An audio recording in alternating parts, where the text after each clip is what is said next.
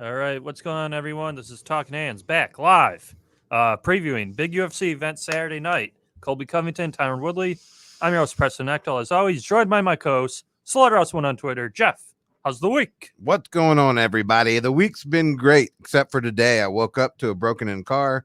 They took my driver's license, 2 debit cards to my bank, business and personal, 2 credit cards, $600 cash. And then on top of that, we got shut down by the city because we don't have a restaurant permit that allows our bar to open up as a restaurant, which is the dumbest fucking thing I've ever heard. But anyways, besides that, we're looking to have some fun this weekend.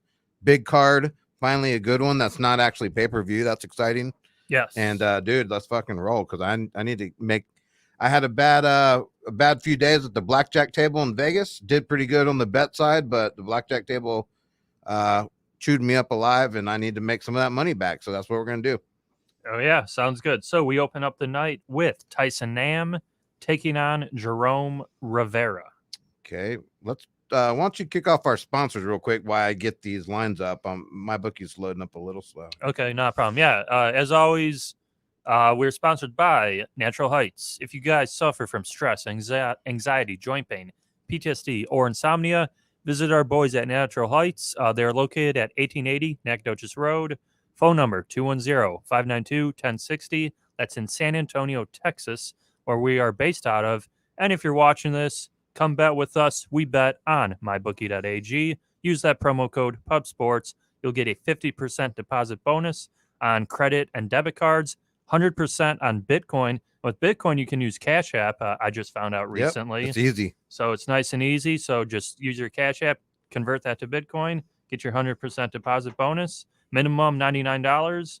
Tomorrow, I think we're going to bring our segment back, flip that cash. Yep. And we'll have some best bets for you later. And let's roll. We'll all get that money. Yeah. So we start off the night with Tyson Nam coming at minus 190, facing Rivera plus 155, over and under 2.5, over minus 125, under minus 105. What do you got here, Preston? Yeah, I mean, so this might be the story of the card, but it definitely seems pretty chalky here. We just saw Nam, I think it was in June, had a nice highlight reel knockout, like 30 seconds, first solid shot, finishes the guy. Before that, fought a couple good strikers. They beat him up, but he's a good, tough, durable vet. It's fun. Jerome Rivera off win in Dana White's Contender Series last month. More of a grappler type, pretty tall and long though. So if he is able to get inside and take Nam down, maybe he can control him. But I'm going to go with the chalk. I think Nam's such a durable vet, hits hard, big power, solid butt boxing, good kicks, can get in and out pretty well, and just don't play the ground game. And I think this is his fight to lose. So I got Nam. Yeah, and even if Nam does play the ground game, he is the bigger guy. He's a big guy for this division, and I think he kind of plays that bully ball with a lot of these guys, and I think he can do that with Rivera. The only thing that's negative about Nam that I don't really like is his amount of volume he throws. He sometimes tends to sit back, wait for that one-punch knockout because he does have that power, and his volume level is extremely low in some fights. But I think, some things are starting to click. He's, like Preston said, a tough, durable vet, the bigger guy here, more experience, and I'm going with him all the way as well. Yeah, awesome. Yeah, so we're in agreement there. So we move on here. I have for fight 2, Andre Yule taking on Irwin Rivera. Okay, Yule comes in at minus 220. Rivera comes in at plus 180. Over and under 2.5. Over minus 260. Under 2.5 plus 200. A little bit closer of a fight. I expect this to be 100% stand up. I think not much grappling going on. I think I read a stat that Yule has maybe one takedown. He doesn't go for him too often. Both these guys are pretty good strikers. They both have power in their hands. They're quick. Yule's got the reach advantage. He's pretty tough with coming off the clinch with his elbows, things like that. Man, this is a little bit tough for me. I'd like to get your take on it because I'm stuck. I kind of want to lean Rivera, but I know Yule with his size and experience probably has a good advantage there. He doesn't, he's not like super powerful. You don't see him knocking out a bunch of people, and I do worry a little bit about his grappling because he's not very offensive grappler. And if it's just a straight stand-up fight, I think you have to side with Yule just because of his reach and everything. But what do you think? Yeah, so we have our man Billy Brisbane. Billy's commenting. Is Nam going in a prelim parlay? What up? Yeah, Billy. I probably won't bet that fight. First fight of the night. Usually like to avoid it. I do think Nam's going to win, but I would not be surprised if Rivera can get him down. Like Jeff was saying, Nam throws such a low output that it's kind of risky laying that minus 180, 190. That's just my opinion. I'm probably going to lay off that one. I agree. There's too many fights to Yeah, bet. there's 13 or 14 fights on this card. 100%. So, and with what Jeff just said, so Andre Yule, Irwin Rivera, I'm going to take Andre Yule. I just think the size, the length, we could say friend of the show because Nick and Mo have had him on the live stream twice now. Nice. So, yeah, he's been on the show. He's spoken with Nick and Mo. He says his plan is keep him on the end of his punches, beat him up, and hope for a late finish. But we've seen Rivera's tough. He was getting his ass kicked by Giga. Those kicks and those knees right up the middle were brutal. But yeah, I think Yule, there's a slight worry if he gets taken down and held down. But when his gas tank's up, because he even gave the Brit Wood a tough fight. Yeah. Before he kind of gassed out and yeah, got finished. So, yeah, and, yeah, Billy's agreeing, and Billy's taking Yule by decision, minus 115. Yeah, and I got Yule, too. I'll just go ahead and say it. I mean, I think with his length, and you're right, this is, to me, going to be a stand-up fight. I don't see the grappling being a big deal. Maybe a little clinch work against the fence, but not too much grappling.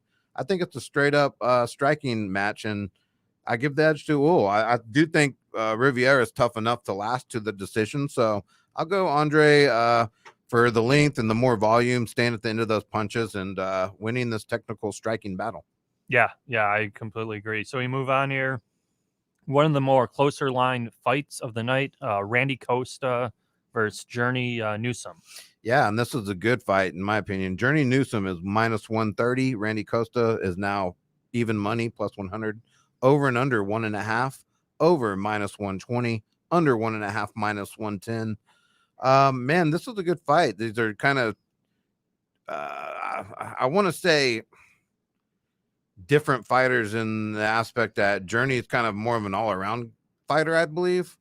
But man, Costa on the feet, he looks as wild as he kind of comes out and throws. He just seems to me like he throws a lot of volume. He's got power in those hands. I know Journey has power in those hands too, but he's small in this division, and that kind of scares me. Agreed.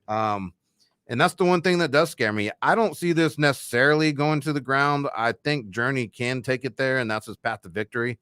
But I'm going to side with Randy because I think if it does stay on the feet, I think he's just going to out-volume Journey overall and maybe even get a knockout. But I see Randy Costa. I'll take the even money man. Randy Costa. That's my pick. Yeah, so I'm actually, you're probably the first guy I've heard taking Costa, and Costa was almost going to be my best bet. It isn't just because it is more of a coin flip type fight. But yeah, I don't get all the love behind Journey Newsom. I don't either. He's a small guy. He has big power. He does have big power. Yeah, so he can hit hard. His good leg kicks. But Costa was in a war with just 2 fights ago. I watched a fight. Brandon Davis, right? That's right, Brandon Davis. Yep. Yeah, so he's in a war with him. He almost puts him out. Doesn't win the fight.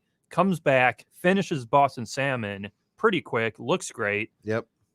Tall, rangy, good striker. I guess the worry is if he gasses out, maybe Journey drags him to the deep waters, wins the decision, wins round 2 and 3, wins the fight. But no, I'm taking Costa. I think it's pretty good value. This round prop's pretty interesting. Over under 1.5. See, I kind of like the over because I think this is going to be like a second round, kind of third round fight, maybe even a decision. But I mean, Costa, to me, if he's going to win, he could probably come out and win in the first round, to be honest with you. Yeah, he's going to come out explosive. Yeah, and Journey likes to throw some big bombs. His last fight, he got a 38-second finish, which got overturned. I don't know if it was drug related or what, but and we have Billy. Billy's agreeing with us. Billy is taking Costa money line and Costa inside the distance. Costa inside the distance isn't bad. That should pay pretty good too, you would Yeah, think. and he just comes out so aggressive, and he's just a freak, man. He's like kill or be killed type guy, and that's what I like about him. Like, you're gonna get an all-in kind of dude, and he's gonna go for the finish here. He's not gonna point fight, and that's what I like about him. Yeah. So again, we're this could be worrisome, but we're 3 for 3 in agreement here. So let's see if we agree on this one, which I have a feeling we will. Derrick Minor, pretty big dog here, taking on another hot prospect, TJ Laramie. Yeah, and this is kind of a little bit tougher fight for me, man, because I can make a definite fucking side for Minor here. Laramie TJ comes in at minus 320, and Derrick Minor comes in at plus 260, over and under 1.5, over minus 120, under minus 110. What do you got here, man? Yeah, so this one, don't want to say I went back and forth with Clint, but I chatted with him on his Twitter. He put out Laramie Covington 2 units parlayed. It was minus 130. I was kind of with you. I was a little hesitant putting Laramie in there. So he had a pretty good fight in the Contender Series. Pretty much like dominated. Yeah, the Mauled guy. the kid. Yeah, I don't know if he broke his rib or what. The guy kind of like he did quit. He cracked kinda. his ribs. Yeah, so yeah, he beat him up on the ground, took him down, looked good. But again, this is his first real test. We've seen Minor in the UFC. First round, he's dynamic, electric, goes for a finish, gets some takedowns, hunts that sub, crafty vet, not someone to look over. But Laramie looks to have the goods.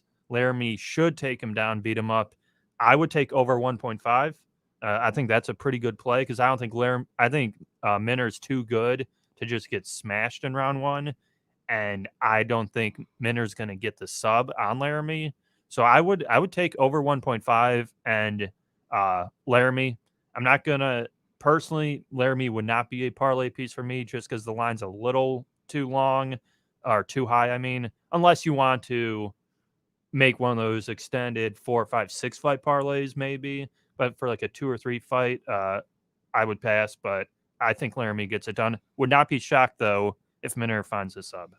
Yeah, or even Minor got power in those hands, man. He can knock him out in those first rounds. Those hands are heavy. So yeah, he looked good against Herbert Burns, and then Burns got the sub on him. Yeah, no, and that's scary to me because he does have those heavy hands. And I mean, let's be honest, TJ is going to be a straight kind of grappler, dude. He's going to take this shit, drag him down, pound the shit out, beat him up. Like that's what he does. But he is awfully he does look a lot like Cody Stamann. You see how they train together. Yeah, they have kind of the same style. I mean, it's almost crazy how close they look and they train together and everything. So and then you look at some of Laramie's wins outside of the UFC. He beat Charles Jourdain, who's in the UFC. He's beaten some good talent, man, and I think he's got enough to get this thing done. I'm going to side with him as well. I will not be shocked either if Minor comes out and wrestles a little bit, throws some bombs, man. So he's got 100% punching power there. He can knock someone out, so that's scary. But he's a very strong grappler too. So I'm kind of curious to see what Laramie does against a strong grappler like Minor, and it's going to be a tough battle. I don't think the line represents how close this fight could be. And I hate to freaking lay the 320 or whatever, but I'm going TJ. I think he gets the job done. Over 1.5, I do like better. Yeah, so Billy just commented, I have Laramie, Chimaev, Covington, parlay plus 131. Laramie is legit. Yeah, I mean Laramie could be pretty good. I'm just hesitant. It's still MMA. Yeah, with anyone the first can get fight, cracked. like last week, I think there were 4 pretty decent sized underdogs winning. I think there's 5 total. Yeah, I know Modafferi was like plus 220, 240. Herman was like plus 200, 220. We had the Sajar Eubanks over Avia. Modafferi. Yeah, and yeah, I think there's 1 or 2 more. So it is MMA. It is a fight. You never really know what's going to happen. But didn't Watterson end up a dog too? Yeah, she's like plus 110. Plus 110, yeah. So, but and I on the live stream I disagreed with that decision, but we had I actually agreed with it. I rewatched the fight, and I think that Watterson had the most dominant round of the whole fight. She controlled her on the mat for over 3-4 minutes. Like, yeah, well, I thought it was 1-2 Hill, 3-4 Watterson, and round 5 I thought Hill won. We had the guys on the live stream. They're on both sides. 2 were on Hill, 2 were on Watterson.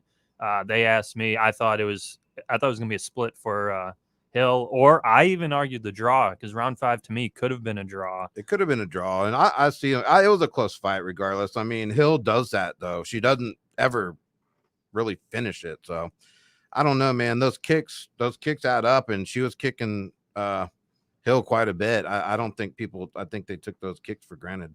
Yeah. So and her combos were better. She was finishing stronger with combos. She wasn't doing this one shot bullshit at the end. She was actually putting together combos. Right. And it looked better. She was moving forward doing those combos. So I don't know, man. It's all fucking, you don't want to leave. That's why you don't bet on women's MMA. It goes to the judges and you get fucked. So yeah, and speaking of that, we have 2 back-to-back women's MMA bouts here. That's so right. We're opening up here Jessica Rose Clark versus Sarah Alper. Yeah. So Rose Clark comes in minus 220, and that's pretty crazy off of what, 4 that she has 4 losses now, or is she coming off 2 losses? 2. So okay. I watched her last fight versus Panny, and then prior to that, she lost to Jessica I, which was a long time ago. So Rose Clark is minus 220, the big favorite. Alper plus 180, over and under 2.5 minus 350, and under 2.5 plus 275. I mean, dude, I don't know, man. For this kind of line, I'm gonna have to take the dog or pass. I don't bet on women MMA, so I'm not gonna even bet the shit. But Jessica doesn't impress me. She's fighting for her life. I know. I get that. She needs this win. But Alper seems tough as nails, man. I think she could fucking outlast. She's always throwing subs from the back. She's gonna have a clear edge on the mat if it gets there. And even if Rose comes down and holds her down, I mean, like I said, Sarah's gonna always be looking for some subs and things like that. So I like Sarah here. I think she can get the job done at plus 180. Got MMA Locker Room Mills in the building. What's up, Mills? How's it going? Yeah, so this is a tough fight. So Alper in her Contender Series fight sort of derailed a decent prospect in Shanna Young. Yeah, Shanna Young loses that fight, but she gets a fight in the UFC versus I think it was Macy. Yeah, versus Macy Chiasson. She gets killed there, so her career kind of dies. Alper, good grappler, big, good size. Jessica Rose Clark looked good on the feet against Panny. She kind of just gassed out there. She had good 1-2s, good kicks, was moving around well. Like Jeff said, women's MMA, tough to bet. You can't be too confident laying a 220 here. I mean, over 2.5 should be a lock, but you're laying 350. That's tough as well. And there's the chance that Alper does utilize the wrestling, the grappling, gets Clark down. Clark then gasses. Kind of like it happened last week. Modafferi versus Lee. Lee supposedly had the advantage standing. It was kind of close standing, but Lee was doing better. Round 3 comes.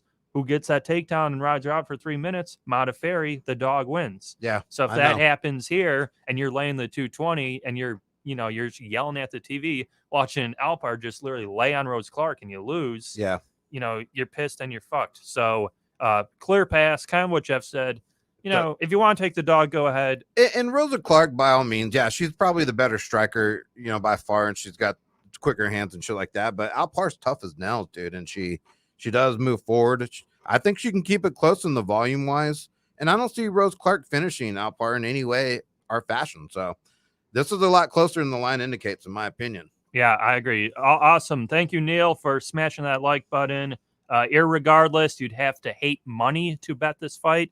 I agree with you, I would not recommend a wager on this card as well. No. And with 12 people in the chat. We don't do that shit. Guys, if you can, check out pubsportsradio.com. Jeff's got a T-shirt on. I got a T-shirt on. We have merchandise. Go to the website. Pick up some shirts. That definitely helps us, supports us. And that would be awesome. So we can move on here. And then you can watch me drink a bottle of stuff tomorrow. Yeah, and hopefully not have some of these weeks we've had. We move on tomorrow. Next fight, Silva versus Perella. I'm not even gonna attempt to pronounce their names here. So Silva versus Perella. So Bueno Silva comes in at minus 270. Perella comes in at plus 210. Over and under 2.5. Over minus 115. Under minus 115. This is easy for me, man. I'm going Silva all the way. Perella's trash, man. Yeah, it's kind of weird that she's still in the UFC because she hasn't gotten a win in forever. I freaking swear, I do not. And her win was a split decision Yeah. a year and a half ago. It's crazy that she is still in. I mean, I guess because the depth and everything, they don't have a ton of UFC quality women yet in that division. But dude, I don't know, man. Silva, even if she gets us to the ground or whatever, I just think Silva's gonna get the sub here, man. That's all it comes down to. It's just a matter of when. I don't think Perella has anything to put Silva away here. I just don't. So I mean, if I bet women's MMA, hell, this could even be my best bet because it's probably the safest one. But I don't bet in women's MMA for a reason, and anything could still happen. So my side and my lean is definitely Silva. I'm not even going to comment on Perella. I think she's just pure trash, to be honest with you. I don't see anything UFC quality there. Yeah, so Perella's last fight, she actually came out, looked good, takes Courtney Casey down, beating her up on top, gets caught in an armbar. Yep. So, and that's kind of what she does. So Perella, she definitely tries to wrestle, get some clinch control, take a girl down to just kind of ride rounds out, to win a fight. Silva, we've seen her. She has some pretty good offense, good offensive grappling, decent enough striking. It's not excellent, but it's better than Perella. She is the rightful favorite in this fight. I mean, she can even get dropped too. We saw what happened when Mana De La Rosa dropped fucking Perella too. I mean, like in Mana and De La Rosa, everyone knows she's not like she's more of a wrestler. Yeah, exactly. Yeah. So, I mean, this is fucking probably a safe bet. Yeah, no, Silva should win, but again, you're laying a 270 on a women's MMA fight. Exactly. Interesting. Round prop is over under 2.5 at pretty much even money, minus 115 either way. Yep. But again, that's tough because we've seen Perella get finished. We've seen Silva get some quick finishes. So, and what I think they're saying, is they think Perella's probably going to try to top control the whole time because that's when she's at her best. Mm-hmm. But I mean, do you really want to go to the mat with Silva, someone that has the clear edge in the grappling department as far as jiu-jitsu and getting the sub attempt? So. Right. Yeah. No, I would. I'd agree with you. I would take Silva. Man, I'll wait and see. This probably won't be parlayed or a best bet for me. We have locker room saying trash 0-3 last 3 fights and looks horrible. Yep. Yeah, that's definitely Perella. So yeah, I'll take Silva here. I'll probably pass the fight. Yeah, I mean, like there's more fights, right? Like, yeah, why we have to bet women's 14 MMA here? Fights, and Billy is saying the under 2.5 rounds looks juicy. Yeah, that's why I brought it up because both girls can get finished early, but I think it's a pass. It's a pass for me. That's what I'm going with. I'll pass that fight. I'll move on. My bookie may not have odds on this fight yet. It is a late notice replacement. Mirsad Bektic is still on the card. He's fighting Damon Jackson. I'm not sure if there's odds on this one. There's not yet. And from what I saw online, there's not yet. Bektic is around 330. Jackson's plus 260-ish. So we can quickly go over it. Like I said, really late notice, late replacement. So Damon Jackson, he's pretty much a pure grappler. Takes fighters down, wrestles, gets some quick subs. That's his bread and butter. That's pretty much all he does. Bektic, we've seen him fight. Again, more of a grappler too, but he's dying for a win. Gets knocked out by Josh Emmett first round. Comes back this year, fights Dan Ige, loses a split, deserved loss. He didn't win that fight. First fight back, 2-fight losing streak. I'm not going to say he's given like a soft layup, but it's a late notice replacement. He should get the job done. I'll take Bektic by decision. I agree, man. He's going to take this guy down. He's going to maul him. Like, Jackson's actually better off probably being on the feet with this guy, but I don't think it's going to end there. Bektic's he's going to go after him. He's going to take him down. He's going to have success taking him down too. Jackson to me didn't look like he had great takedown defense. So I'm going Bestick all the way here. Easy fight for me. Yeah, so we can move on. This is probably, this is, I think, the closest line fight of the card. I think this is a pure pick'em. Jordan Espinoza taking on David Dvorak.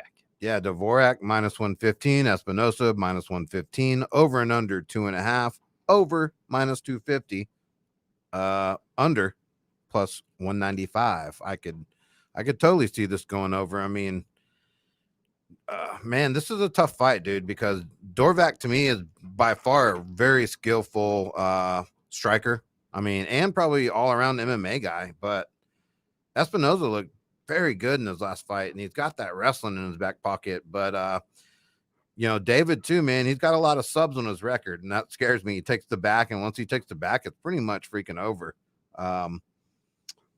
So, man, I don't know. This is too close for me to. I want to hear your side before I really make a decision. But right now, I'm leaning Espinosa a tad. I just get worried about if it does go to the mat, and let's say David's on top, and he just starts abusing Espinosa. We've seen Espinosa freak out a little bit and kind of panic. Yeah, he panic wrestles, and we've seen what that happens to many guys against GP3. Who was the guy that? Trevin Giles, right? Was Gerald Mearshard tapped out. Yeah. Giles is same kind of fighters, though. They're more wrestler type, and then they stand and strike. So Espinosa has a good jab, good powerful jab. He likes to use that link, stay behind that jab. Yeah, he looked great his last fight. Yeah. I didn't actually bet it, but I made a pick on De La Rosa thinking he would get Espinosa down and beat him up. Espinosa, the whole fight, just beat him up standing. Stuffed him and beat him up. And he stays behind that jab. And he's not afraid to throw that jab 2 or 3 times, like finding his range. He's really good at that. Good kicks. In and out with the blitz attacks. Doesn't get hit a bunch, which you got to like. You do worry a little about his chin when he does get hit. I've seen him rocked a little bit. But, dude, this is a tough fight because Dvorak's fucking all around just pretty good guy. And he, fluid combos, hook combos, in and out. He has this liver kick that fucking I've seen him drop people with, which kind of scares me. And his kicks come out of nowhere, dude. So it's very strange. But to me, he's definitely the better on the feet. I just don't know because he's not a super active grappler. So I don't know how well he will do against someone like Espinosa. Yeah, this is a really tough fight. So Dvorak, prior to joining the UFC, pretty much everything was a finish. I know. He was just getting finishers left and right. You watch the fights, though, I don't know. It just doesn't look as impressive as the results show. And the last guy that happened was the guy who got his ass kicked by Michelle Pereira, Zalim Imadaev. Dvorak's better than that guy because Dvorak actually throws and fights. But, there's a little concern there. So Dvorak has had one UFC fight, kind of close, but he did earn and deserve the decision. Like Jeff said, good kicks, good striking, definitely knows what he's doing. But Espinosa, he is proven tough, fought many fights in the UFC. Good grappler, good wrestling, good standing, good, he hits that leg kick, hits that jab. And his speed that's what won him the last fight, is so much quicker than the other guy. Well, he got back into a better weight division, I think, for him, because the last weight division he was in, he got dropped, didn't he? Was that Devin Clark, or who was it that dropped his ass? Let me look. I mean, I know he fought, so he got Matt Schnell beat him pretty easily. Alex Perez choked him out quick. And then he fights, his last fight was De La Rosa. Oh, yeah. So, okay. That's right. I'm thinking of, okay. And he looked good. Yeah, he looked very good. He was a minus 170 against De La Rosa. Looked like a minus 300. And yeah, he fought well. So yeah, and his 2 losses and back to back were triangle choke and a arm triangle choke. So he got caught up in that grappling, like I said, the panic wrestling, which scares me. Once he got kind of on the ground. I don't think Dvorak's on that level though, as far as the other two, like Snell. Snell's a great jiu-jitsu guy. I don't think Dvorak's on that level. So I don't worry about that as much, but go ahead. Yeah, I would again, it is a pick'em. I will take Espinosa. Won't be on my card. If Dvorak gets a win here, Dvorak, he'll be flirting with like top 15, and then this is a good test for him. This is a good step up. good matchmaking, and a loss for Espinoza doesn't kill him either. So I'll take Espinoza decision. I like the over. I think it's 2 point. Is it 2.5? Oh, Yeah. it's juiced. Minus Okay, 250. it's Yeah. juiced. So they're saying it's going to be a grappling match. Yeah, I know it was juiced that high because I okay, that's juiced a lot. Yeah, I'm gonna go Espinoza. So move on here. Oh wait, hold on. I haven't picked yet. Let's see. Man, I don't know because I'm kind of thinking leaning Dvorak. I just feel like if this gets to the ground, he has a fucking edge on the on the mat with the jiu-jitsu. I mean, even standing, I've seen David hop and take people's backs while they're standing, which is pretty insane. But oh man, I'm gonna fucking lean. I'm gonna go with Espinosa here. I guess I just know more of him. I think he's more proven, and I think he can avoid the sub here. So yeah, so we got Mills. Mills says this is a good fight. I have a play on it. Have to wait and tune into the show tomorrow. Yeah, Mills will be on the preliminary show and tomorrow. I'm sure he'll be coming on with us. Right? Yeah. We might do the one long stream. You know, we'll see how we play it. But yeah, it's a tough fight, dude, because I probably won't bet on it. It's too close for me. I kind of lean Dvorak in a way. I was going to say, I have a feeling Mills, it might be fight to start round 3, but if the over 2.5 minus 250, you would be laying a heavy line there. So, yeah. So Billy's saying Dvorak has been undefeated for 8 years. I like the dude. Yeah, Dvorak's good. I mean, this is a good test, like I said. This is a very good test. It is a good test, and like you said, Espinosa's fought better names. I mean, I don't know, man. So Mills says no to fight to start round 3. Okay, so Mills must have a side here he likes. So got to tune in tomorrow to find out who he likes. What am I gonna do, man? I think I'm gonna change my pick to Dvorak right now. I don't know. I mean, Dvorak's more the hype prospect, so to speak, but Espinoza is in. He's proven, man. Yeah, I do like Espinoza. And I backed him last fight, and I cashed with him. So yeah, so kind of like, I mean, not really, but I was gonna say I hold similar to this next fight, but it's I hold my right to change my opinion, but so next fight, this is our main card opener. Kevin Holland taking on the dentist, Darren Stewart. Kevin Holland coming in at minus 270. The dentist plus 210. Over and under 2.5 minus 180. Under plus 150. Is it me or I feel like we talk about Kevin Holland every other week? Like, yeah, so he gets booked. He gets booked in fights all the time, and then fighters drop out. He requests a new fight. He was supposed to fight Trevin Giles that night where we got killed because all our fighters, Ray Borg, there was 3 or 4. Borg and Holland were our 2 big ones. They all went out, and then it was Edmund night, and we pushed all our chips in on Edmund fucking Shabazian to get knocked out by Derek Brunson in round 3. That was an awesome night. Awesome night. Fuck that. So that shit hashes that old memories, right? Yeah. So we have this fight. So Holland, you said 270. Yeah, Holland 270 plus 210. And like I said, I feel like we talk about Holland all the time. I mean, I can't keep repeating the same shit over and over. It drives me personally nuts. But Holland, man, he probably to me, I think more skill in every aspect of everything on this fight. He's got the length.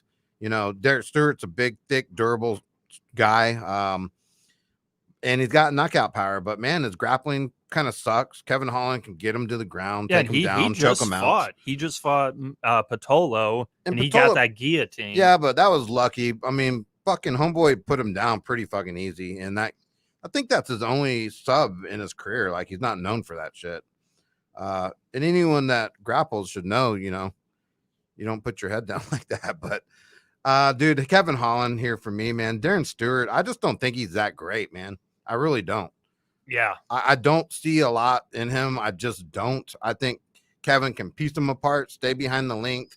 If he goes to the ground, Kevin's always going to be scrappy, fight from the back, and he's going to work on the sub. And I think Kevin Holland gets a sub here. I'm going Kevin Holland by sub.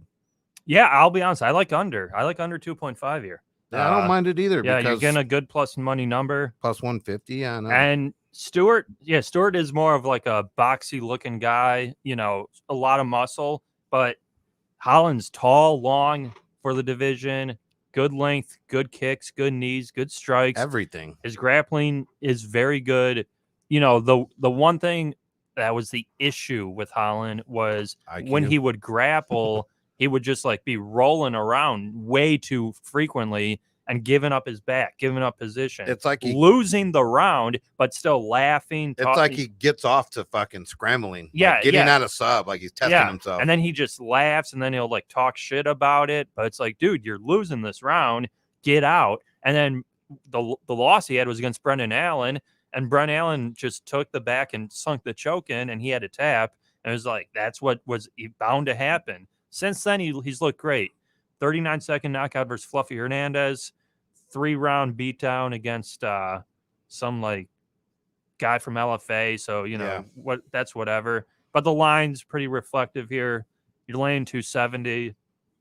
But I think Holland definitely gets this one done. Standing's better, grappling's better. The only way he loses is if Stewart somehow gets him down for 15 minutes and lays on top of him. But Holland, if he's not, he probably will be a parlay piece of some sort. And yeah, I think Holland gets this done for sure. Yeah, and we know Stewart has some power in those hands, but dude, I don't know when the last time I've seen Kevin Holland really get hit. Like, he doesn't get hit a lot. He doesn't get rocked a lot. So I don't know how well his chin really is, but I have trust and faith in that he's that skillful of a fighter, that he's like dodging those shots and like being in the right positions. But Kevin Holland all the way, man. Yeah, move on. So another women's MMA fight, Mackenzie Dern versus Randa Marcos. Okay, we got Dern coming in as the favorite, minus 165, Marcos plus 135, over and under 2.5, over minus 130, under even money. Man, fuck, this is tough because while we all know Mackenzie Dern, she doesn't have a great work ethic. Although I know she switched camp, she's training there with Cheetah. Okay.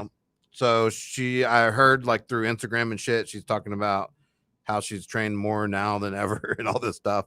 And we know she's superior on the mat with the black belt, in the jiu-jitsu. So Randa Marcos, man, she's okay. She doesn't do a lot for me. Not very good in the stand-up, in my opinion.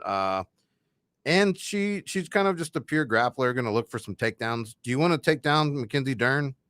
I don't fucking think so, but I don't see her having much success in this fight as far as taking her to the ground. I think she'd have more success probably standing, but we know that's not going to happen. Dern's going to go in for the takedown, try to get that sub. And I think Mackenzie Dern is a little underrated in her stand-up. I think she's going to press some people with their stand-up this next fight, and it's an easy fight for me, dude. I think Mackenzie Dern by sub. I mean, this fight's going to be on the ground at some point, and there's no one in the women's MMA that's as good as Mackenzie Dern in jiu-jitsu. So I think she gets the sub here. She's superior to all. Yeah, so we have for the previous fight, Billy is saying my heart wants to parlay Kevin Holland, but Stewart by sub is plus 1100. Billy, I would not take Stewart by sub plus 1100. Billy, and you also admitted on air that you have gambling problems, so yeah, you need to stop that shit. Yeah, then he says Holland by sub plus 450. I can see that. Neil is saying Marcos by decision. MMA Locker Room Mills, Dern has been working on her hands. I like Dern a lot. I do too, man. Then Neil is saying Dern's husband was beefing with her coach during this camp. So take from that what you will. Yeah, I don't take much because Mackenzie Dern, without camps and without taking shit seriously, has been tapping chicks out for fucking ever. So, I mean, she's well prepared for this, dude. I mean, even if it does go to, round 3, she still always has that black belt that's just superior to every probably woman in the MMA. So yeah, and then Billy makes a point that I was just going to bring up. Billy says, I don't know, Mills, I get PTSD from that Hannah Cyphers performance. And I agree. To be honest, I don't think Mackenzie Dern's that great. Standing, she was getting hit quite a bit by Hannah Cyphers. Cyphers is superior compared to Marcos, though.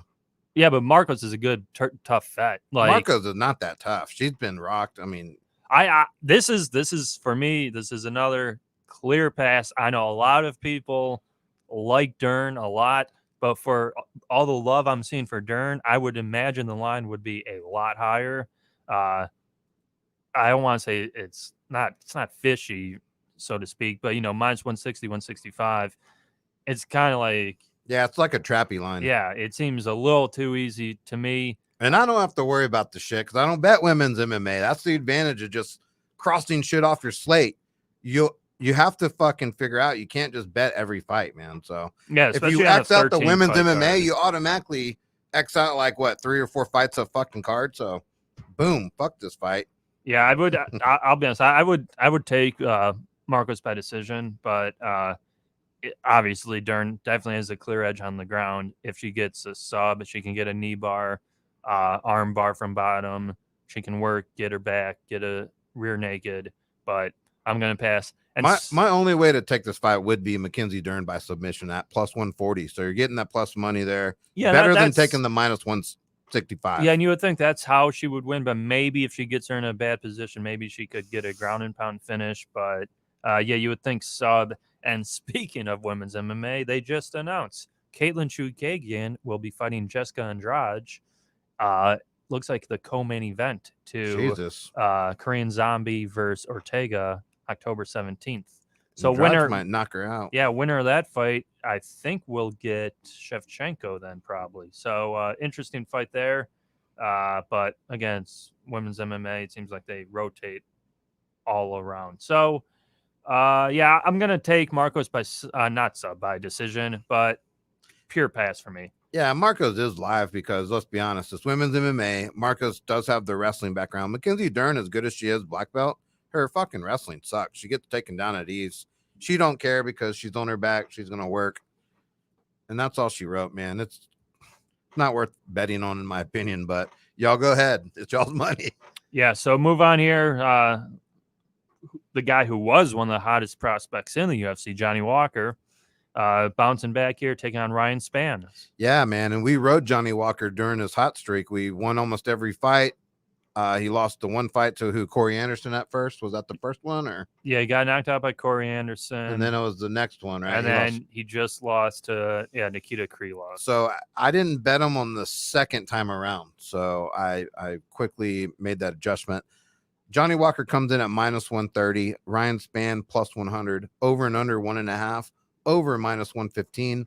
Under minus 115. Man, I'm not as high as on Johnny Walker as I once was. I just don't think he has the full package anymore. We've seen he's chinny. I know everyone's going to say Ryan Spann's chinny too, but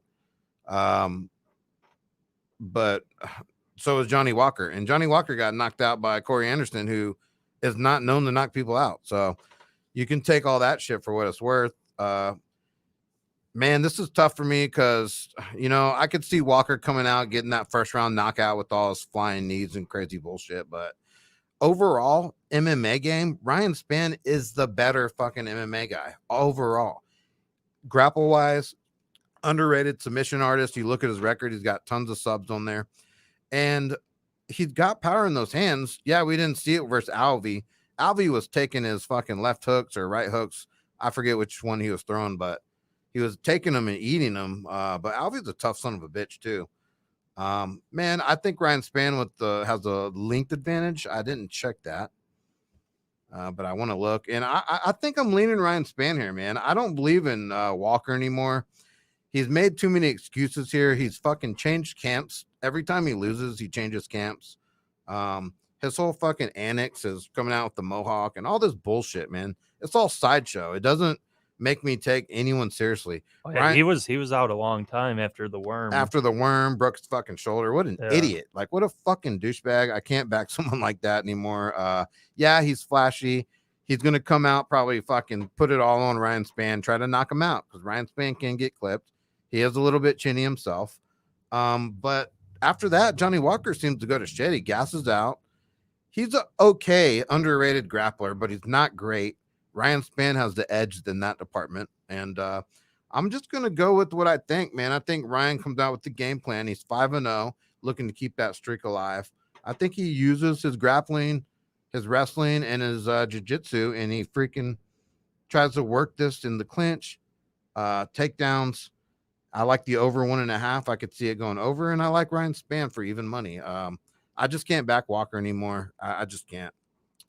Yeah. So Neil, says I didn't like how Span looked for weigh-ins.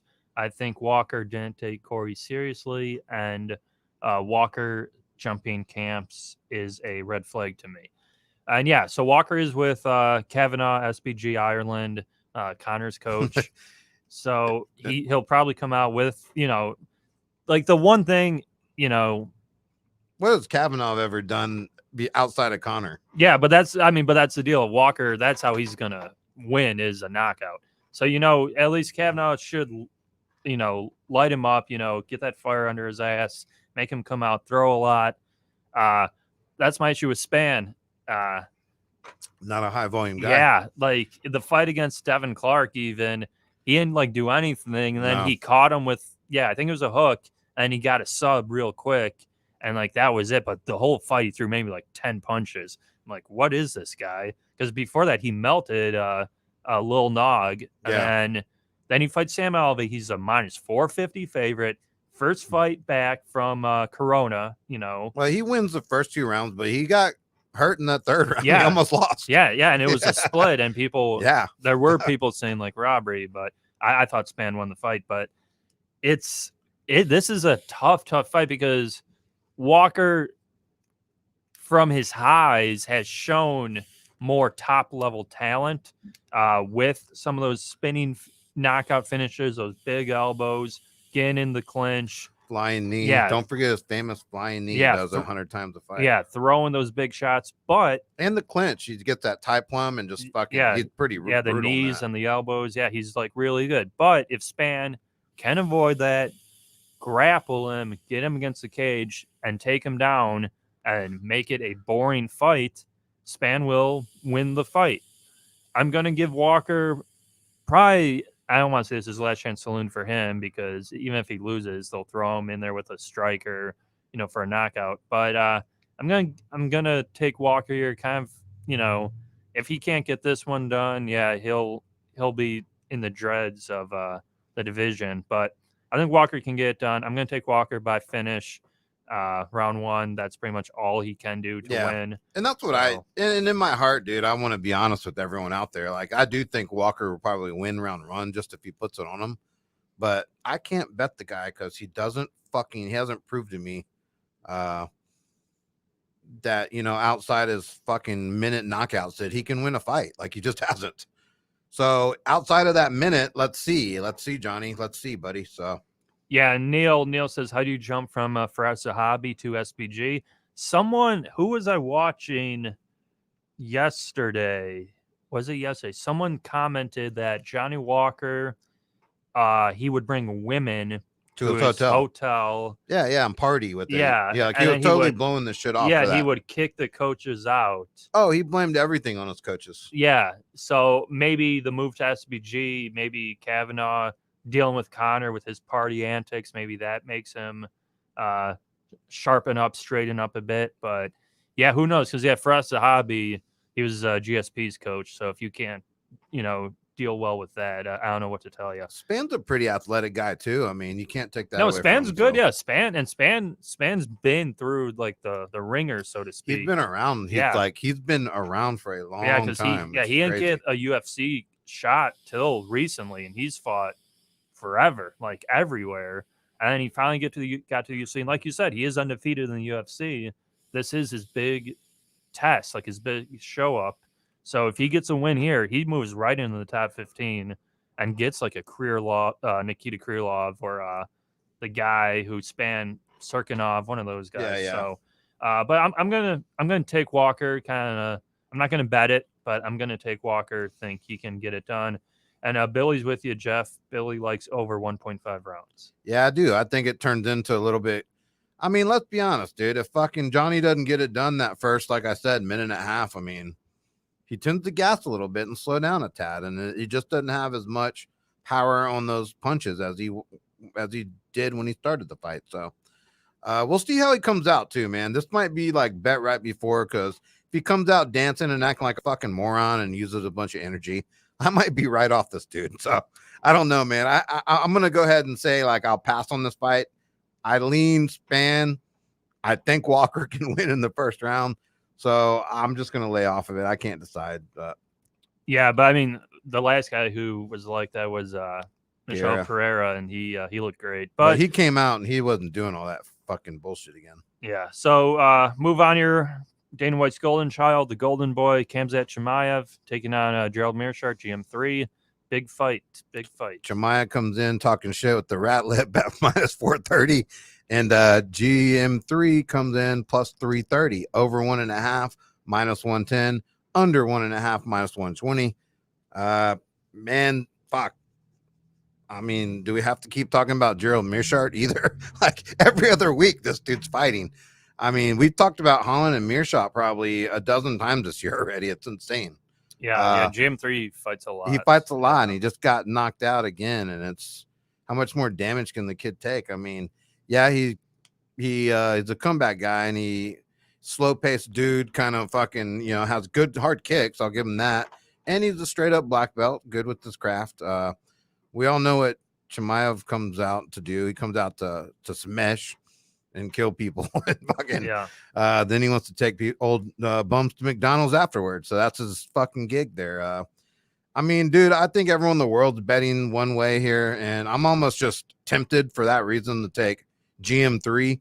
He is known to fucking stop some streaks there and some hot prospects. But I mean, let's be honest, dude. Is GM3 going to submit this dude from his back? I don't fucking think so. I don't think, because he's going to be on his back. He's not going to be on top. I just don't see Gerald Meerschaert having like the wrestling, the top control to keep this dude on the ground. Khamzat comes out so quick, blitzing with those fucking spinning kicks, and he's going to blitz, take the dude down, and probably smash the shit out of his face. I could see his ego ass going after a sub, because he said it, in the press conference and had the whole spiel about him being a black belt versus the blue belt. And I'm going to take your black belt and then I'm going to take your black belt and you're going to quit after I sub you. So I do see his ass being, just cocky enough to try to attempt that, which I don't know if you want to roll around with another black belt. That seems like it's trouble in my opinion. And Meerschaert looked bigger than the guy. He didn't look like he was small in some of his previous fights. He's been the smaller guy. So, maybe Gerald has a little bit more confidence here. Dude, I mean, we all know Chimaev, he's going to come out and dominate. But, fuck, I don't know, dude. I'm not going to bet the minus 430. Okay. I won't do it, so. Yeah, so we have MMA Locker Room saying Ryan Spann, well known on the LFA local scene. He has a fight IQ, I think, to win. We have Alex Alberto G saying Chimaev will fight Kamaru Usman in 2021. Book it. Neil the Security. That wouldn't surprise me there too, because we all know Dana likes to push his little golden boy. Yeah, because he's gonna fight Maya if he wins this fight. Neil the Security. I've never been so assured of a fight as I am in this one. Chimaev easy. Yep. He says I think GM3 survives the first round though. Irregardless, schedule Chimaev against Izzy Adesanya and Kamaru Usman in March. I don't think that's going to happen, but, we'll see. We'll see. And Billy with some prop sprinkles here. Chimaev round 2 plus 300. Chimaev round 3 plus 1,000. With Romanov plus 3-3 round 2. Cash last week, same process. Billy, I'll be honest, dude. Why don't you just sprinkle in round 1 and just cover the whole fucking fight? I think 1 might be like even money. I mean, even so, like, come on. And irregardless, it's probably going to finish in round 1, and you're going to be pissed, dude. Yeah, irregardless, says I got Chimmy all over GM3 and putting him away inside 4 minutes. Yeah, so here's my deal with GM3. He's a little slow now. Yeah, dude. Now I know the big thing with people, it's biggest step up in competition. What's he going to do with a guy who won't just wilt under the pressure? Because I agree with that, because GM3 took some heavy shots for Sarah Anders. I think they give him the decision or not. It was a close fight. He lost the decision, but he could have got that decision. So he took some big shots there, and MMA Locker Room says ha ha ha, sprinkle everything. Yeah, I mean that's the tail of the tape, right? Mills, the sprinkles for days. I got some Skittles for you Saturday, Mills. But you can sprinkle all you want, right? But I think Chimaev I think Chimaev keeps us on the feet and knocks him out. I think Chimaev gets him out there probably late round 1. You know, You don't think this fuck wants to? You don't think he's just cocky enough to go out there and try to get the sub? yeah, I mean, he could take him down, yeah, but I think what I think is going to happen is he's going to hit him So hard. yeah, so hard and so often that GM3's going to shoot for a takedown. Chimaev might get his back and just pound him out because he'll get hurt. I think he can knock him out, really. And if you freaking if homeboy shoots for that takedown, since they don't call those illegal elbows to the back of the head, Right, right, yeah, homeboy go drop. Yeah, he could do that too. Yeah. I know. Too. It's I get it's the 420, 430, 440, whatever it is, but that's what sucks. The best bet's gonna be, it's pretty obvious, but it's gonna be what I think everyone's best bet is. But this is one half of it. It's Khamzat Chimaev. I would be very, very surprised if GM3 wins this fight. Now against Damon Maia. See, and that's the thing, though, dude. I mean, fuck, we'll talk about it later, but because with Damon Maia, I think Maia, if Khamzat gets overzealous on the ground, I think Maia could maybe catch him. But that's another guy. Maia can get wilted with one shot too, which is what I think Khamzat will implement for his game plan. Keep it standing and try to beat him up standing. Yeah. So I'm not as high as people saying he's Khabib 2.0, but he has looked very good. He's taken these guys down. I mean, the last fight he was against like a featherweight. We saw the fight. I called bullshit right when it happened. He picked the guy up like a baby and walked him across the octagon for 5-10 seconds before he put him down. And that dude was off like fucking a day or two notice. Like, yeah, it was a week notice or some shit. Yeah, so. And that guy's good, but I mean, he ran through these guys. Yeah, but it's not fair. That's not fair. Yeah, it's not fair. No, I agree. I'm all over, Chimaev.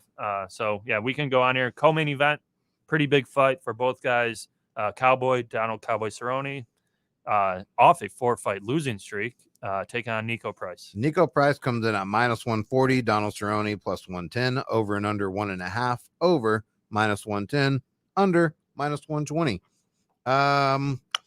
Man, it's like you got all the experience in the world and the better MMA guy versus the younger, fresher, hungrier guy that hits harder. Like, it's a fucking hard fight because if Nico blitzes Donald with his blitz, and power punches and catches Donald, I feel like it's over. But I don't know, man. It's tough because, dude, Cerrone at dog money, and the guy's a legend, and he's just, let's be honest, all around MMA, he's better than Nico Price, period. Striking, kicks, grappling, submissions, you name it.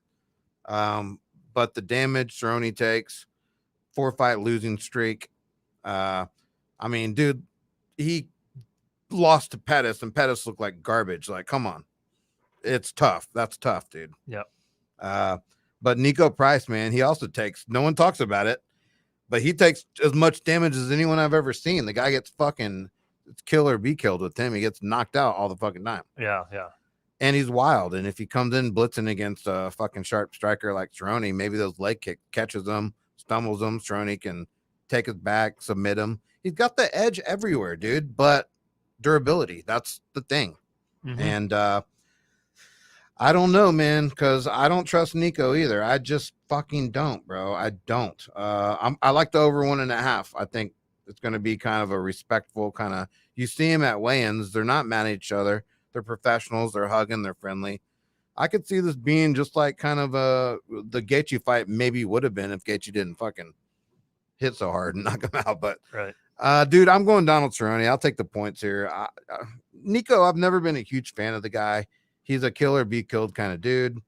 I like the over 1.5 better, but I'm gonna take Donald Cerrone. I think the experience weighs a lot, and I think just the grappling. If he can take Nico down if he needs to, and avoid getting hit, and get a sub, so I'll go with Donald here. All right, so we have Neil the security saying I have Cerrone shooting early and winning by submission. Cerrone also is a slow starter. And Mills, MMA Locker Room, is saying my bet your lunch money play is on round 2 to start at -170 in this bout. So that would go with the over 1.5. Yeah, so round 2 to start -170 in that's -110, so you're getting good value there over 1.5. Yeah, in Cowboy versus Nico. And yeah, so Cowboy, my only regret with Cowboy, it's not betting my life savings on Conor McGregor. Cowboy, surprisingly enough, I've been pretty good with Cowboy's fights. I think I picked him against Pettis. Conor I picked, Gaethje I picked, and Ferguson. Ferguson was a good win. We'll say that. Quinta I picked Hernandez to beat him, probably because it was the local kid, and I could care less about Hernandez now. I'm done with him. And yeah, Mike Perry was a big dog. So yeah, to me, this is the level of opponent he can beat. Yeah. So we know Cowboy, he has good kicks, good leg kicks, good jab, decent enough, for his grappling, it's underrated. Yeah, when he's more on the ground on bottom, the way he can work for those triangles, use his hips, kick off, get back to his feet, use the jab, the head kick, the straight right, the straight left, the left high kick. I mean, he does it all, and he's done it all forever. I mean, he's had over 50 fights, right? Yeah, he's 36-15, so he's had 51 fights. I mean, WEC, he was fighting, that shit was 10 years ago, 11 years ago, The guy just doesn't quit, except the durability issue. So the only issue, it's his chin. And Nico, man, like Nico does hit hard, but he couldn't finish Luque. Luque, for all intents and purposes, was in there boxing pretty much with him. Luque took his shots, and Luque dropped him a few times, and then eventually his eye just swelled up to like a grape, or like it was just horrible. They had to stop the fight. The ref stops the fight. Prior to that, he finishes James Vick with an up kick, gets starched by Jeff Neal. That was a firefight. He knocked Neal down. Neal finished him. Neal got him down. And against Tim Means, that's the perfect Tim fight. Means slammed his ass Exactly. down. That's the perfect fight. So if Donald Cowboy Cerrone fights like Tim Means did against Nico Price and doesn't get caught, Cowboy should win this fight. I'm going to take Cowboy. I think Cowboy, I don't want to say he has to get it done, but this is a very important fight with him, and he'll never get cut. He just won't get cut from the UFC. He's fought so many times. Well, he's a fucking legend, dude. And also, I mean, the guy is... It's not like Chuck Liddell, when Chuck Liddell was getting knocked out brutally at the end. You remember in the UFC? He's taking some damage, but the thing is, his face, man, he swells up so quick. Like what Nico Price looked like last fight, what Donald has looked like the last few fights too. Yeah, I mean not the Cowboy, the Conor Cowboy fight was bad. The Ferguson was where he really got. Yeah, remember his that eye fucking blew up. Yeah, and then his turnaround time. You like, how's this guy? Yeah, well, then he fought Gaethje 3 months later, and that was kind of weak. He got clipped, and that was it. Yeah, and he got like pounded on the ground. Yeah, that was almost like a friendly, like I'm gonna clip you and you're gonna go down type shit. Yeah, that was a bad one.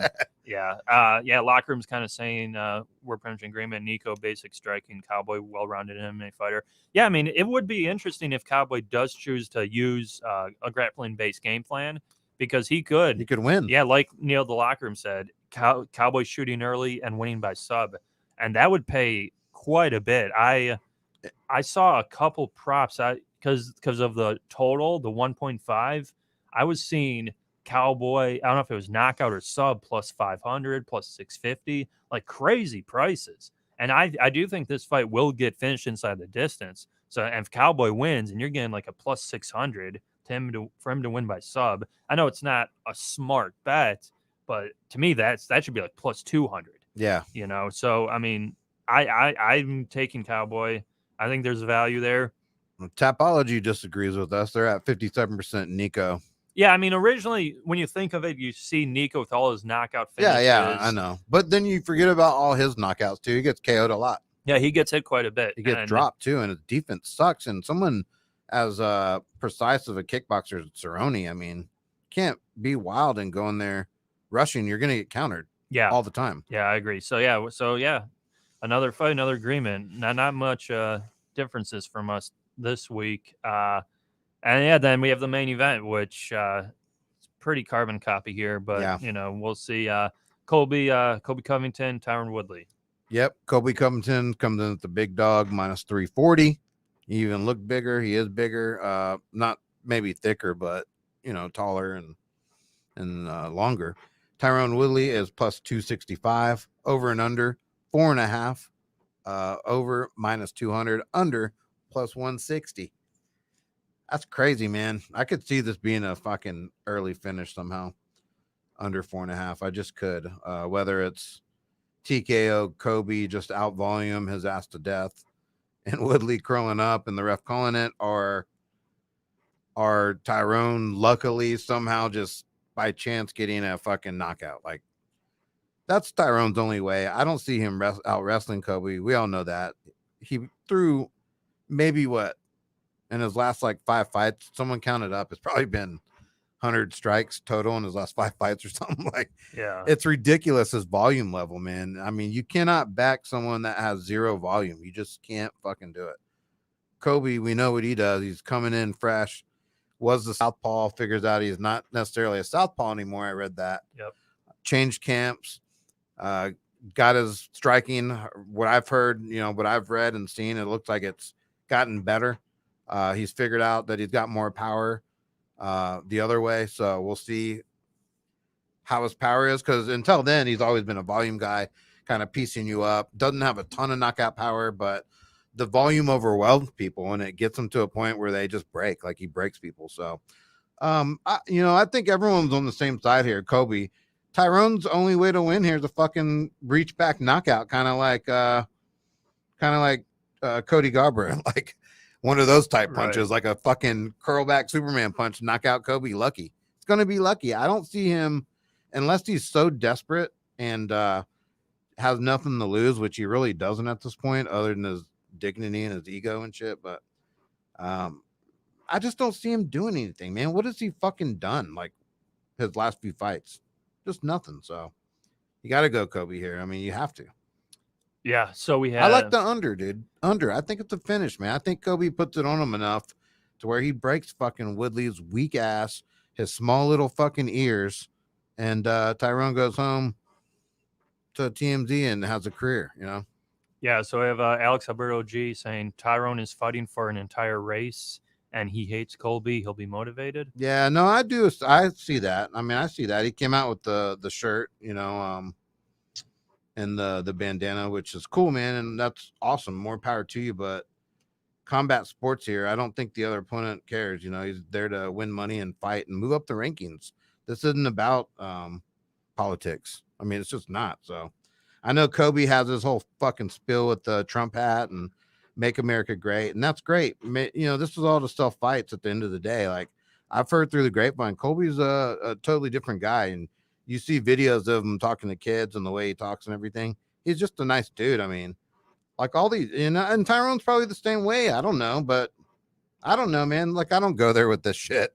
I'm not going with that whole. Yeah, no, I mean, I'm not going to factor that into my handicapping. I'm just not, because that's like a make believe fucking stat. Yeah, I mean, the whole thing from what I've heard with Colby is we don't know what Kobe's motivation is. He could be fucking having a dying sibling at home. We have no idea. Yeah. So yeah, I mean, the locker room agrees. He says, "I agree. This is not going the distance." Neil Security, I feel like Woodley is going to crumble under pressure. MMA Locker Mills, what do you got? How do you think what round you got going here? If you think it's going not the distance, so the under is 4.5, you think that's a safe play, or you think it's right over 4.5? Something happens, right? Kind of like the Usman fight, I guess. Yeah, versus Colby. Yeah. Yep. Tyrone is much shorter than Colby from the stare down. Then Neil says he'll be live in the first round. That's what scares me, is that he is shorter, and we know Tyrone's strong as shit. Like, he's athletic, strong as shit. He's got power. Yep. What if he does like an uppercut, because he can get under it kind of inside? Yeah, I mean, if he can get in and take a few shots, that is. Yeah, and then Billy says this is the least amount of Colby we've seen before we fight in a while, so it'll probably be the best we've seen of him too.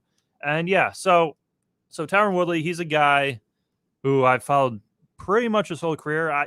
And the deal was, when he came to Strikeforce Challengers, he was a good wrestler. Missouri, wrestled with Ben Askren, great wrestler, looked good, but he was very boring. So he would just, he would get these finishes against very low level guys.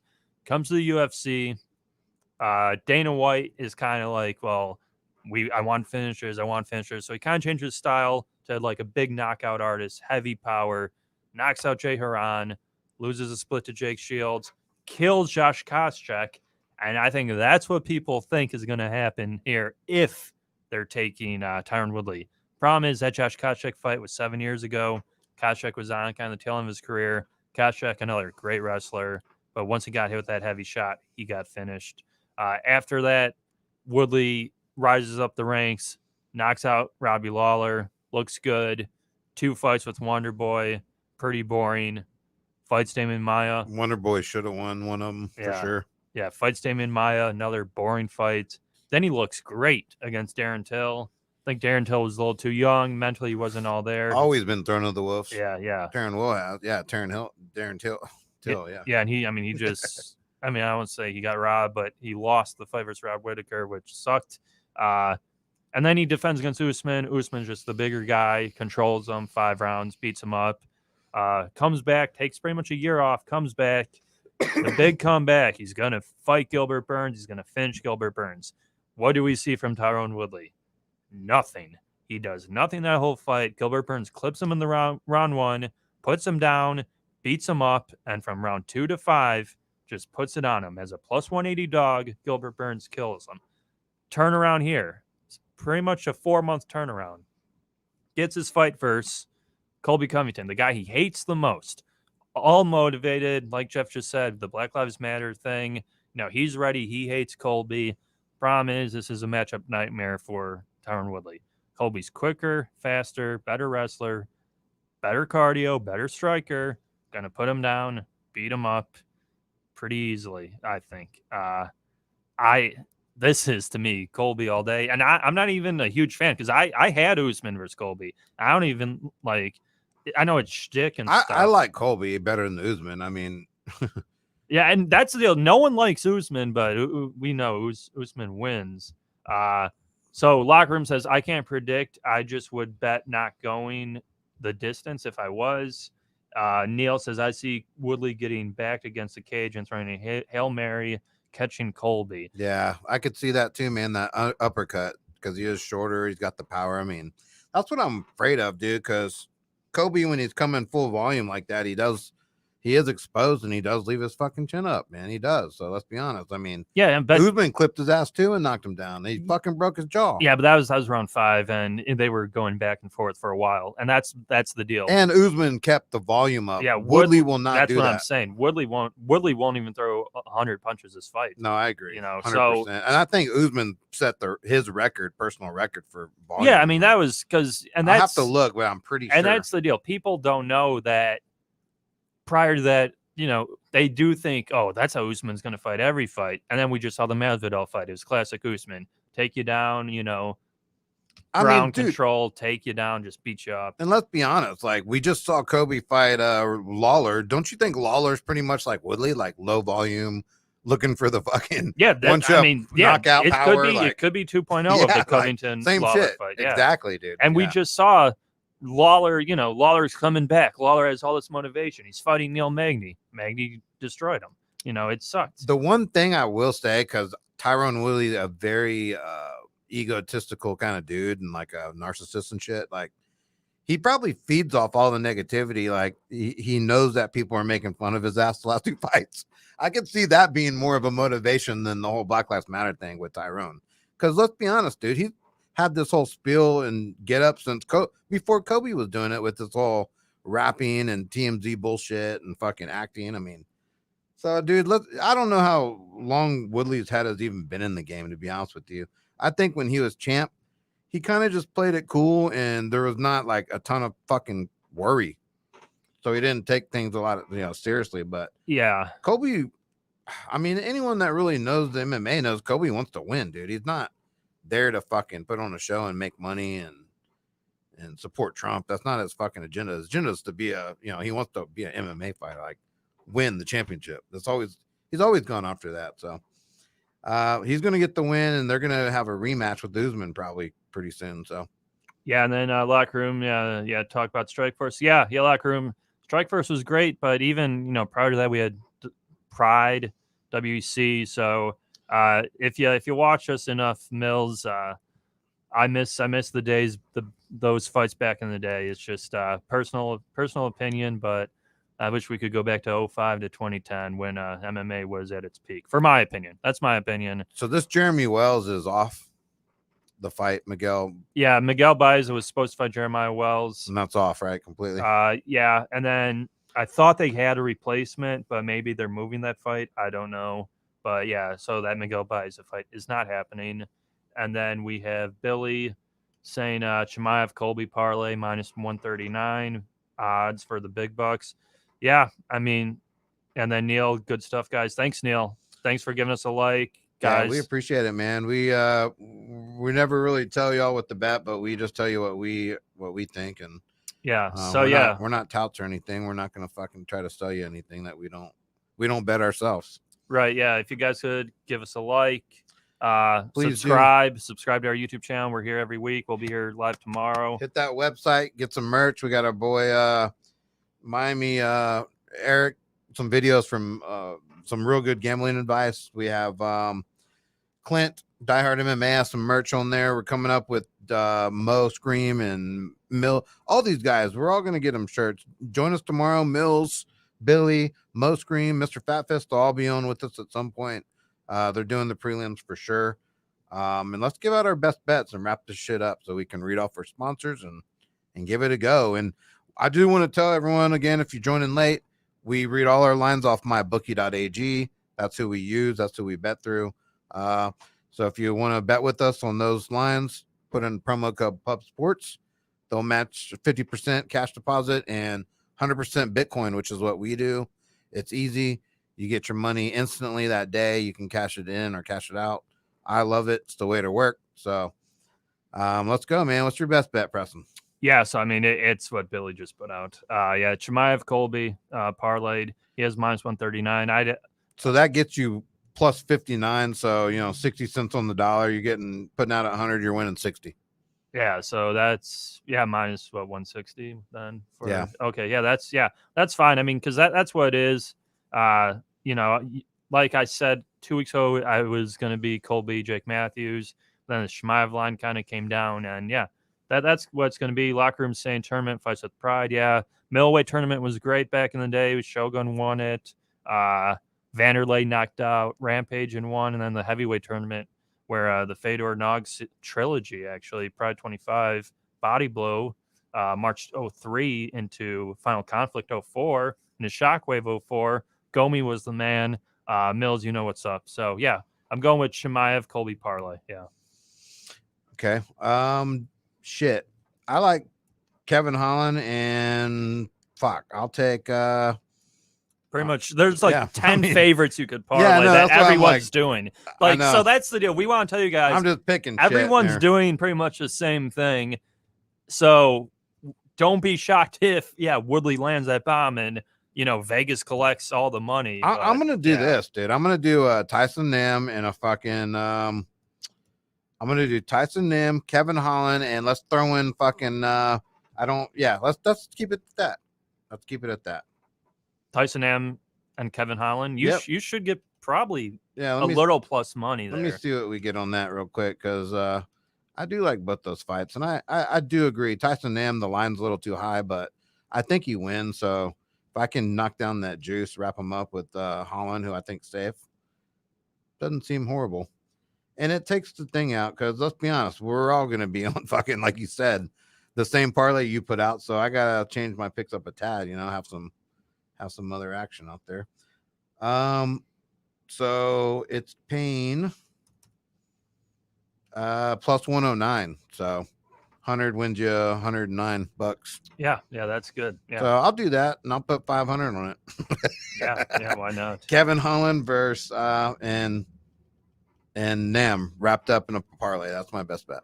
Nice. So, as always, guys, make sure to join us tomorrow. We'll be live for the full card, 14-fight card, huge card, 4 p.m., Pub Sports Radio YouTube channel. We'll hit our sponsors real quick again. If you guys suffer from stress, anxiety, joint pain, PTSD, or insomnia, you can visit our guys at Natural Heights, located 1880 Nacogdoches Road. Phone number 210-592-1060 to get yourself some CBD oil and CBD products. And Jeff just gave you the odds. If you're betting, you can bet with us. We bet on mybookie.ag. Enter that promo code PUBSPORTS. You'll get a 50% deposit bonus on debit or credit, 100% deposit bonus on Bitcoin, minimum $99. That's where we're betting. We'll bet there tomorrow. And yeah, that's pretty much it. Be sure to join tomorrow night, starting prelims. We're going to have Mo Scream, Boston Nick. Yeah, Mills, Billy might join there, pop in. Yeah, all these guys they're with Pub Sports Radio now, doing content for us. We're going to be unleashing some merch for them and content, some extended content as well as some new shows, segments, things like that. So we look forward to y'all joining us tomorrow, man. We're going to win some money. I got a good feeling. Yeah, so we'll be back. We'll be back here live tomorrow. I believe 7 p.m. is the main card. So we'll be in the studio here tomorrow at 7 p.m. Join the fellas. And yeah, this was Talkin Hands previewing Covington versus Woodley. We are out. Have a good one, guys. Good one, guys.